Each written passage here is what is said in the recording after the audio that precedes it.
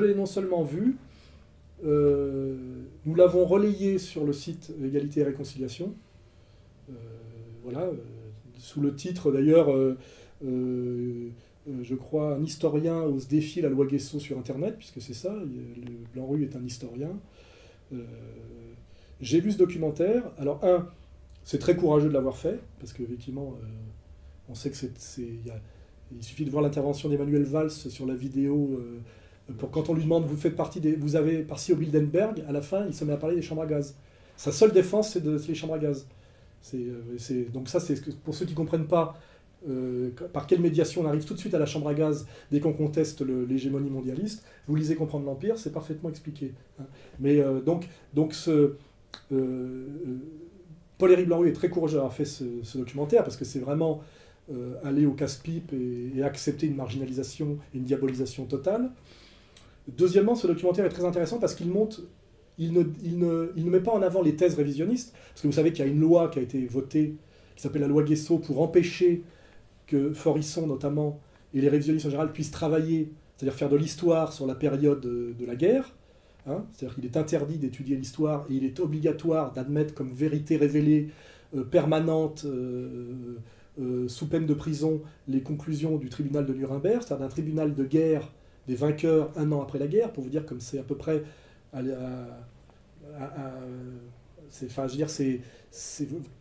il est évident que ça ne peut pas être de l'histoire très subtile et très sérieuse, déjà pour des raisons de manque de recul historique, des raisons de rapport de force, etc. Donc ce qui est très intéressant, c'est que ce documentaire qui donc ne parle pas trop du révisionnisme, des thèses révisionnistes, puisque c'est interdit par la loi, ce qui veut bien dire que le scandale, c'est pas le travail des révisionnistes, c'est la loi Guessot.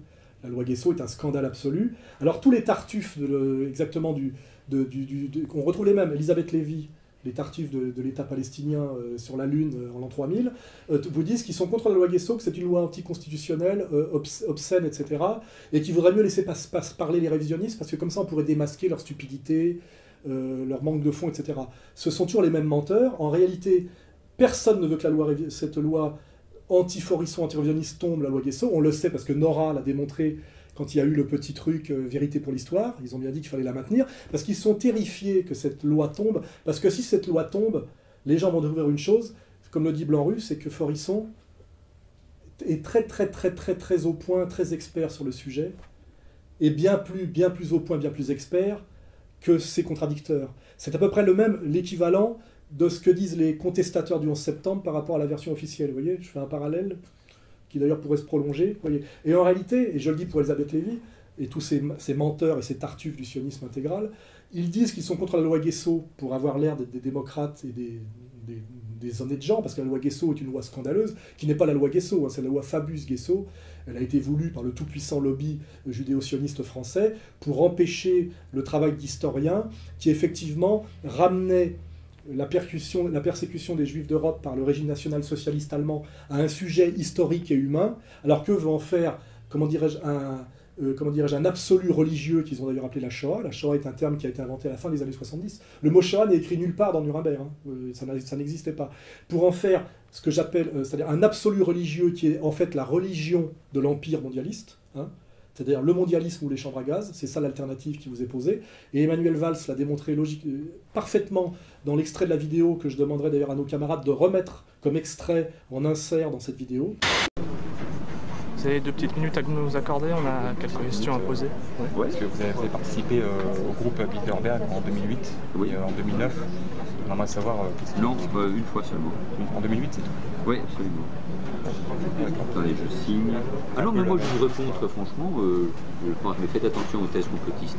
Selon vous, est-ce que ça a une légitimité démocratique, le fait que des journalistes puissent discuter avec des hommes politiques on va, parce qu'il y a du monde qui attend. Une légitimité démocratique, je crois que c'est pas absolument pas le but. La démocratie, c'est le... Le club du siècle, par exemple, beaucoup d'êtres membres aussi. Et alors, qu'est-ce que vous voulez dire que des hommes politiques de droite, de gauche, qui sont essentiellement mondialistes, pour la plupart. Mondialistes, oui, au cœur même du complot judéo-maçonnique. Mais ça aussi, ça mais vous êtes pour une gouvernance mondiale. Non, et puis il y a même des gens qui expliquent que, par exemple, les attentats du 11 septembre n'ont pas eu lieu. Non, pas qui n'ont pas eu lieu, non, ce n'est pas Personne ça. dit personne dit Ah bon, mais qui dit... Ils se posent des questions sur la version officielle. Ah voilà, donc nous y sommes là. Donc Lui, il notre pose une question aussi sur la version. Pose Oui, une. mais voilà, donc les mêmes qui critiquent le Bilderberg, qui mettent en cause Non, le c'est pas les siècle. mêmes. Moi, je Non, reconnais attendez, qu'ils remettent les simplement mêmes. en question le 11 septembre, puis on mais va qui ne parlent arrêter. jamais du Bilderberg. ou quoi que Les ce soit. mêmes, c'est étrange, les mêmes qui parlent du Bilderberg, les mêmes Pas qui forcément. parlent du complot mondialiste, du siècle, etc., sont les mêmes, comme vous, messieurs, qui posent des questions sur le 11 septembre. Donc notre entretien est terminé Donc, je suis parce que, conspirationniste, c'est ça. non, vous êtes des gens qui se posent des questions qui malheureusement sont assez inquiétantes, surtout quand on est aussi jeune que vous. On peut pas Mais se les poser mêmes des qui se questions. retrouvent Et dans on ces peut groupes. poser la Et c'est les question. mêmes qui, ensuite, je vous l'accorde, nient la Shoah. Donc, Ah non, non, l'entretien- non, non, là, l'entretien c'est faux. est terminé. Je vous remercie. Et Ce les mêmes sont- personnes qui se ce réunissent sont au les mêmes Bilderberg, ce qui- sont les mêmes qui font la ce sont- promotion d'une donc- idée de gouvernance donc, il y a mondiale. Jacques toujours des Attali, dingues, Herman des Van doudins Rompuy. sympathiques, comme vous, Je suis un qui nient psychopathe. la Shoah. Non, Non, pas... non, je Parce suis qu'on pas- a limite. Non, pas on a la psychopathe. limite. Non, mais quand on lit le 11 septembre et quand on lit la Shoah, c'est Mais qu'il y a je un lis pas vrai le 11 problème. septembre. Comment il répond quand il est en porte-à-faux sur les Bilderberg? Vous voyez, il dit 11 septembre, chambre à gaz. Ping, tu vois, lui, il sait, voilà, il dit comme moi, mais il est de l'autre côté. Voilà, c'est tout. Et donc, ce qui est intéressant dans ce documentaire, c'est qu'on voit l'homme Forisson. Et on voit que ce type n'est pas du tout un monstre sanguinaire, un abruti, un délirant, etc., tel que l'on détruit tous les vrais faussaires de l'histoire, les Vidal-Naquet, etc., qui eux sont des menteurs, Poliakov, des escrocs. Enfin, je veux dire, c'est assez facile à démontrer. On voit que c'est un honnête homme, incroyablement courageux, qui s'est battu parce qu'il a découvert des choses et qu'il n'a pas voulu renoncer à la vérité, qui a été persécuté comme personne n'a été persécuté en France. Tentative d'assassinat, menaces policières. Il subit 10 fois ce que je subis et ce que subit Dieudonné, qui n'a jamais lâché, alors que c'est un tout petit bonhomme, on dirait une vieille biscotte, d'une douceur incroyable, et que, effectivement, si, la terreur comment dirais-je, finalement des agents impériaux, quels qu'ils soient, c'est que ce type puisse parler, puisse avoir un public. Et la loi Guesso a été votée de façon honteuse et scandaleuse, uniquement pour que les gens ne voient pas qui est Forisson. Moi, je n'aime pas le mot de persécution, hein, je parle de répression. Répression. Voilà. Une embuscade. Oui. Ça s'est passé comment? Parce que là, nous sommes à l'orée du parc.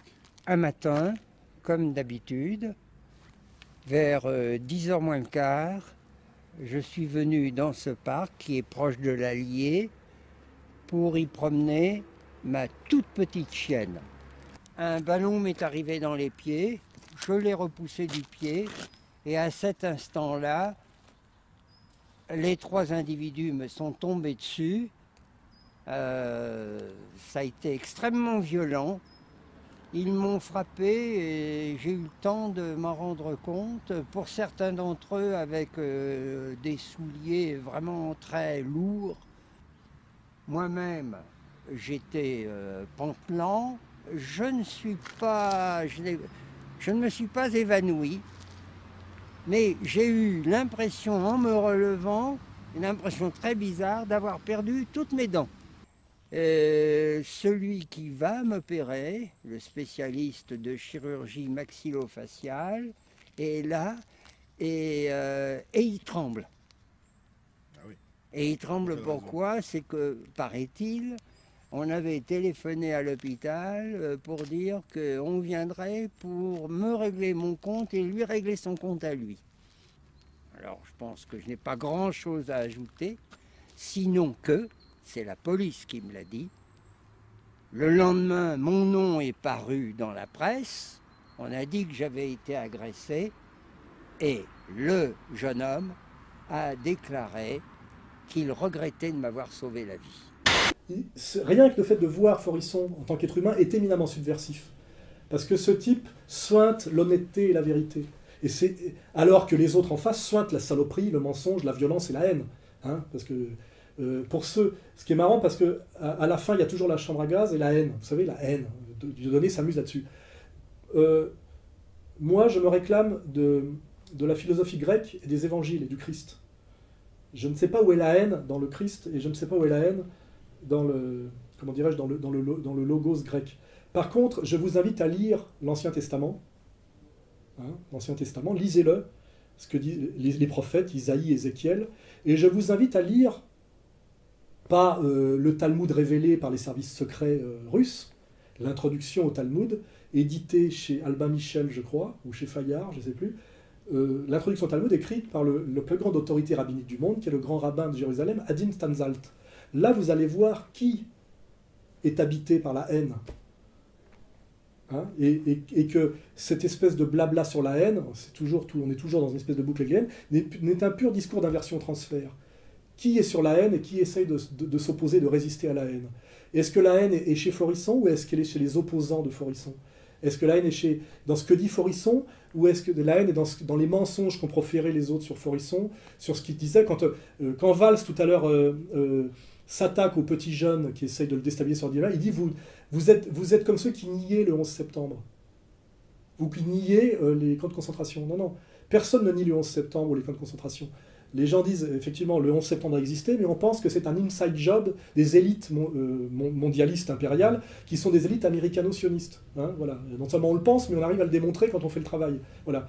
Et personne ne nie la violence de l'État national socialiste allemand contre les Juifs, que c'était un antisémitisme d'État, une vision racialiste, d'ailleurs, qui est un judaïsme inversé, que la persécution, les camps de concentration, personne ne nie ça. Le sujet est beaucoup plus subtil et politique et profond que ça. Mais les anti-révisionnistes ont toujours fait semblant de ne pas comprendre. De même de dire que le révisionnisme était quelque chose d'extrême droite, alors que le premier révisionniste est Racinier. J'ai demandé à Zemmour de lire Racinier, je ne sais pas s'il l'a fait, je lui ai proposé de le lire. Le passage de la ligne « Le mensonge d'Ulysse », c'est un résistant socialiste qui raconte ce qu'il a vécu pendant 8 mois dans les camps de concentration, parce que lui, il a été dit, ceux qui en reviennent ne disent pas tout à fait la même chose. Et plus le temps a passé, plus les survivants des camps se sont mis à raconter des choses délirantes et mythifiées. Exactement d'ailleurs comme une certaine religion, qui plus elle s'éloigne de la réalité historique, fait de la mythification du temps historique, parce qu'elle est suffisamment malhonnête pour ne pas séparer le temps historique du temps mythique, comme dans toutes les autres religions. Hein. Donc c'est de la mythification progressive de la réalité historique, et c'est exactement ce à quoi nous assistons. C'est-à-dire que 63 ans après, plus ça va, plus on parle de quelque chose dont on devrait de moins en moins parler, et plus ça devient un récit totalement mythico-délirant, et de moins en moins historique. Et pour ça, il suffit de regarder Nuit et brouillard, qui est un documentaire des années 60. Aujourd'hui, ça serait considéré comme révisionniste. Re-regardez-le, vous verrez qu'il y a des choses qu'on n'oserait plus montrer aujourd'hui.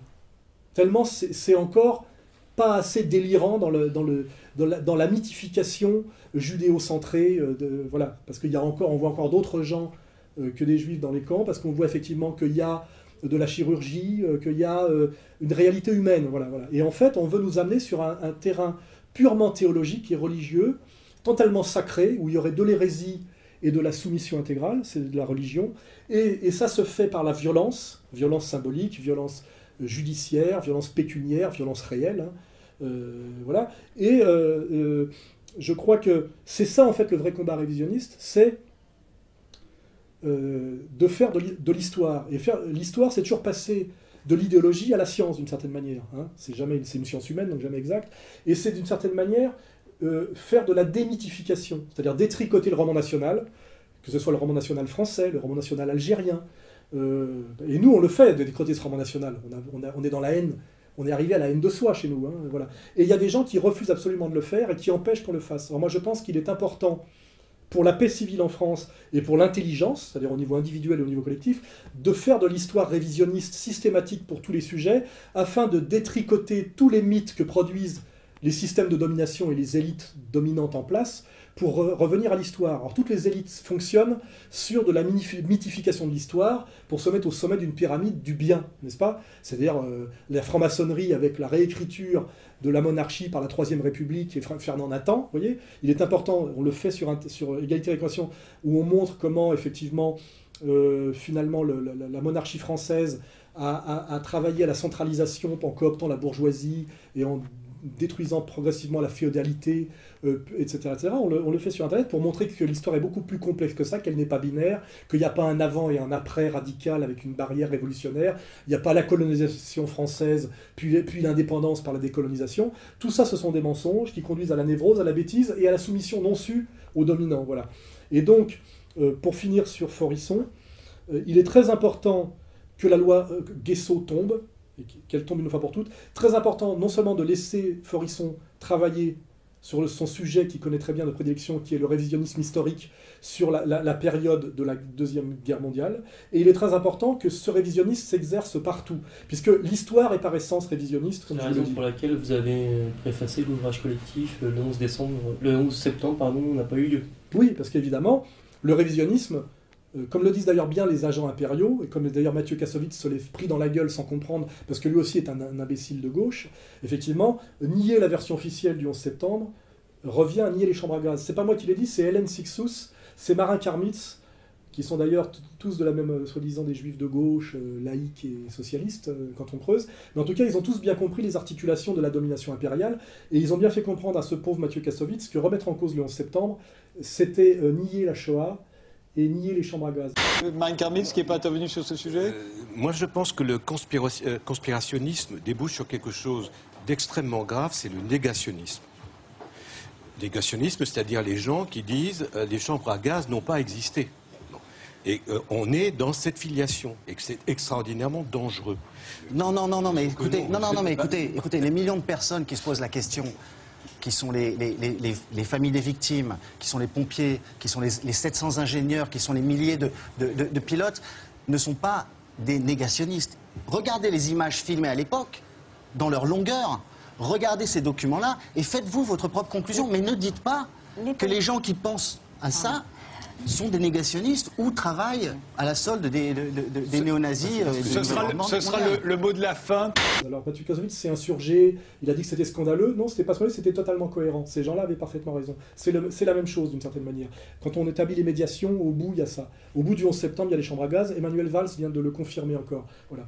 Et effectivement, j'ai préfacé ce bouquin sur le 11 septembre, qui n'est pas mon sujet de prédilection, que je connais, etc., parce que je pense que la domination par le mensonge du 11 septembre est toujours ce même système de domination par le mensonge et la mythification, etc. Et même s'il n'est pas du même ordre d'intensité, et s'il ne faut pas tout confondre, les mêmes qui vous insultent quand vous remettez en cause la version officielle du 11 septembre, en vous disant qu'on insulte les morts du 11 septembre, alors que c'est les familles des victimes qui demandent que la vérité soit faite sur le 11 septembre, parce que les gens qui sont morts dans les tours des pompiers et des petites gens le sont à cause du pouvoir oligarchique mondialiste. Donc c'est pas nous qui insultons les morts quand nous contestons la version officielle, nous nous battons pour la vérité au nom de ces 3000 morts américains qui sont morts à cause, notamment de la trahison de certaines élites américaines. Hein, c'est cette vérité-là. Et on voit, c'est toujours le même mensonge, la même démagogie, les mêmes raccourcis que fait Emmanuel Valls quand il dit aux autres « vous insultez les morts », on nous le dit aussi pareil pour la Shoah, quand on demande d'avoir le droit de faire de l'histoire sur la Deuxième Guerre mondiale et sur certaines, mythifications historiques délirantes qui n'ont rien à voir avec la réalité, on n'insulte pas les morts, on ne fait pas l'apologie du régime national-socialiste allemand, du racialisme pan-germanique. C'est pas ça du tout, et Forisson d'ailleurs ne fait pas ça du tout, et l'ultra-gauche ne l'a jamais fait. On démonte un mensonge de domination impériale qui utilise la souffrance de gens qui ne leur ont rien demandé à des fins perverses, ce que Finkelstein a parfaitement défini. Et le premier qui avait d'ailleurs mis le doigt dessus était le numéro 2 du PC italien, qui était Bordiga, par un texte qui lui a valu d'ailleurs son marginalisation et son exclusion à l'époque, et je crois que c'est à la fin des années 50 ou début des années 60, qui s'appelait Auschwitz, le grand alibi. Donc en fait, tout ce détricotage de la Shoah, qui n'est pas la persécution des Juifs d'Allemagne par le régime national-socialiste allemand, mais la tentative de transformer ça par un travail de mythification progressif en religion impériale entièrement sacrée, avec d'un côté la soumission religieuse et de l'autre l'hérésie, et comment dirais-je, le blasphème et le tribunal de l'Inquisition, c'est ça l'enjeu, et c'est pour ça que des gens de l'ultra-gauche dans les années 66 se sont jetés dans ce combat, auquel participait d'ailleurs, il faut le savoir, le frère de Cohn-Bendit, Jean-Gabriel Cohn-Bendit. Hein, voilà. C'est tout ça que les jeunes générations ne savent pas, qui a été gommé, occulté, masqué par tous les menteurs qui sont eux des faux historiens, à commencer par Vidal-Naquet, etc., etc. Ils ont caché la réalité des enjeux. Pour conclure, Monsieur Forisson, il suffit de regarder ce documentaire, est tout sauf un dingue d'extrême droite racialiste sanguinaire.